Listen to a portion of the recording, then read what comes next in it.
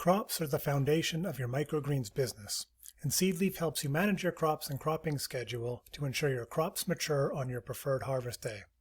SeadLeaf comes preloaded with about 40 crops. Now, SeadLeaf is built for customization to give you flexibility for a wide range of crop options. So let's start here by taking a look at the elements of a crop.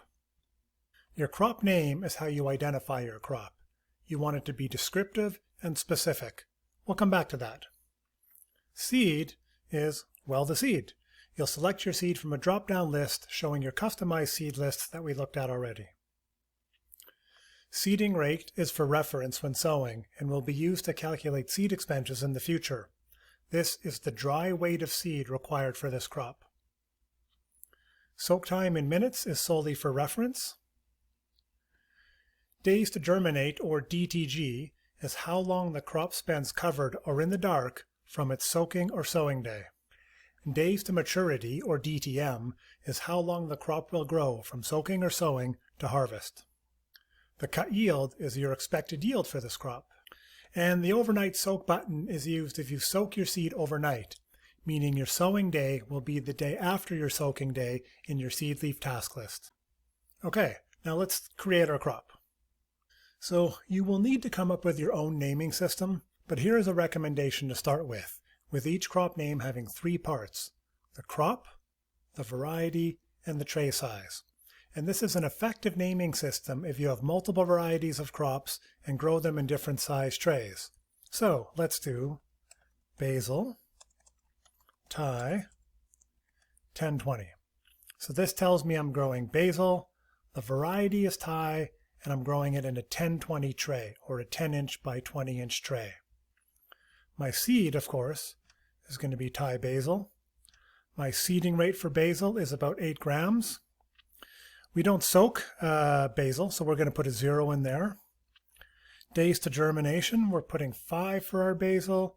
And days to maturity, we're going to put 20, but it can be longer. This is good for now. Our expected cut yield is about 150 grams, and we're not soaking our seed, so we can ignore this. So we can add this, and there we see Thai basil in our list. Now, to show you the flexibility of SeadLeaf, let's create another but similar crop. We're going to go back here. We're going to call this one basil, Thai, but I'm going to call this one 1010 live.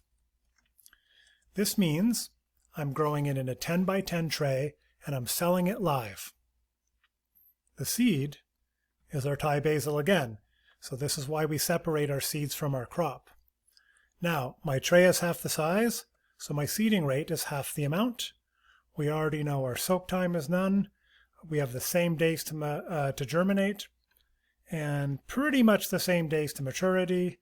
And because we're selling this live, we don't need to enter a cut yield because we are not cutting it. So SeadLeaf doesn't need to do any yield calculations.